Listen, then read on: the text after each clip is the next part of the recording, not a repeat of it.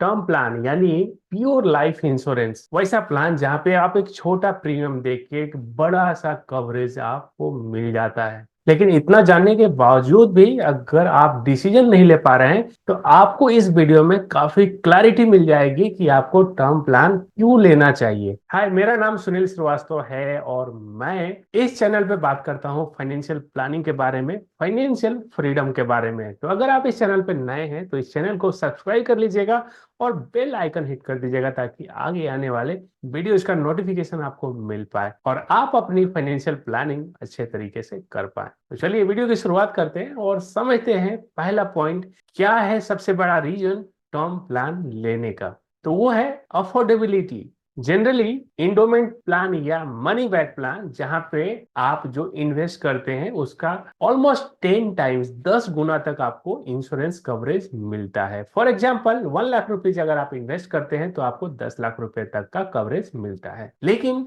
ये 10 लाख रुपए sufficient cover नहीं होता है। इसके लिए टर्म प्लान का कंसेप्ट बना हुआ है। अगर आपको 1 करोड़ का कवर चाहिए तो इन्वेस्ट करना होगा 10 लाख रुपए, या तो बेस्ट जो मेथड है कवर लेने का है वो है टर्म इंश्योरेंस प्लान, जहां पे आपको 500 रुपीज से स्टार्टिंग मंथली प्रीमियम पे आपको 1 करोड़ तक का कवर मिल जाता है। हालांकि प्रीमियम डिपेंड करता है आपकी एज के ऊपर और मेडिकल कंडीशन के ऊपर, यानी हेल्थ किस तरह का है इसके ऊपर डिपेंड करता है। लेकिन अगर आप कंपेयर करते हैं इंडोमेंट या मनी बैक प्लान के साथ तो इसमें आपको प्रीमियम काफी कम लगने वाला है। तो ये हुआ पॉइंट नंबर 1, अफोर्डेबिलिटी। अब बात कर लेते हैं सेकंड पॉइंट का, और सेकंड पॉइंट है फाइनेंशियल सिक्योरिटी।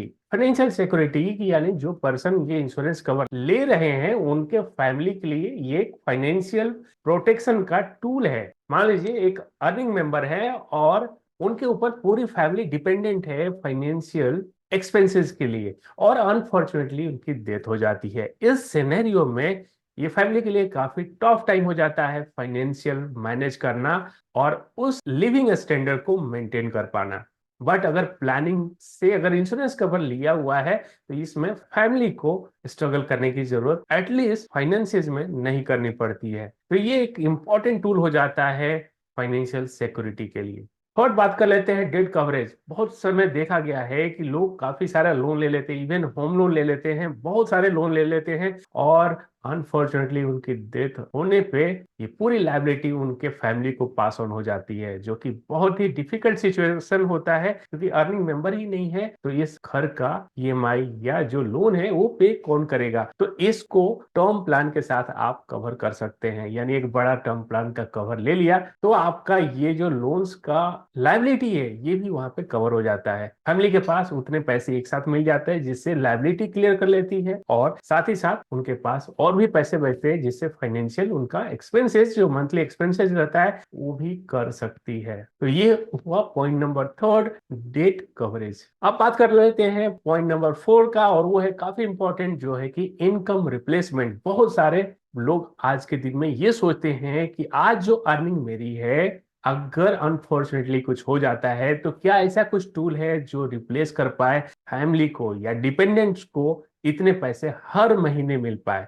तो मैं आपको बता दूं कि आज के दिन में ऐसे टूल्स हैं, ऐसे इंश्योरेंस प्लान है जहां पे आप डिसाइड कर सकते हैं कि लमसम कितना अमाउंट मिलना चाहिए और मंथली बेसिस पे कितना अमाउंट मिलना चाहिए, ये भी आप डिसाइड कर सकते हैं और इस तरह का प्लान ले सकते हैं। जहां पे अगर आपने ये डिसाइड किया है कि अगले 10 साल 15 साल या 20 साल हर महीने डिपेंडेंट्स को इतने पैसे मिलने चाहिए तो ये मिलते रहेंगे, यानी यहाँ पे आप पूरी तरह से इनकम रिप्लेसमेंट का ऑप्शन मिल जाता है। पांचवें पॉइंट्स की बात कर लेते हैं, वो है फ्लेक्सिबिलिटी। फ्लेक्सिबिलिटी यानी आपको कितने साल प्रीमियम भरना है, इसकी पूरी तरह से फ्लेक्सिबिलिटी इस तरह के प्लान में मिल जाती है। अगर आप चाहते हैं कि 1 टाइम ही पेमेंट करें या 5 इयर्स का पेमेंट करें या 10 इयर्स का पेमेंट करें या ऑफ कोर्स रेगुलर प्रीमियम पे करें, ये सारे ऑप्शन मिल जाते हैं टर्म प्लान में।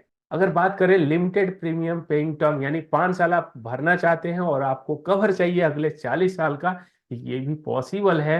इस तरह के प्लान में पूरी तरह से फ्लेक्सिबिलिटी आपको मिली हुई रहती है।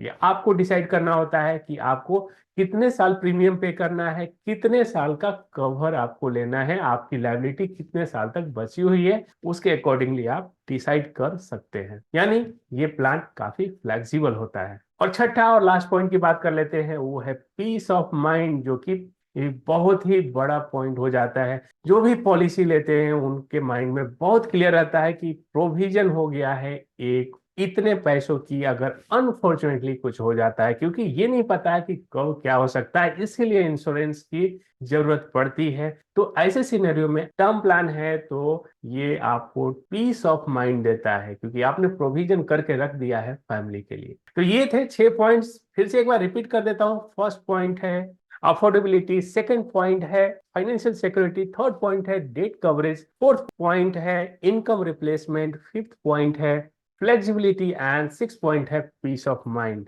मैं उम्मीद करता हूं कि आपको ये वीडियो अच्छा लगा होगा, तो इसे लाइक कर दीजिएगा और दूसरों को भी, अपने दोस्तों और फैमिलीज को भी शेयर कर दीजिएगा, ताकि बाकी लोगों को भी फायदा हो सके इस नॉलेज का।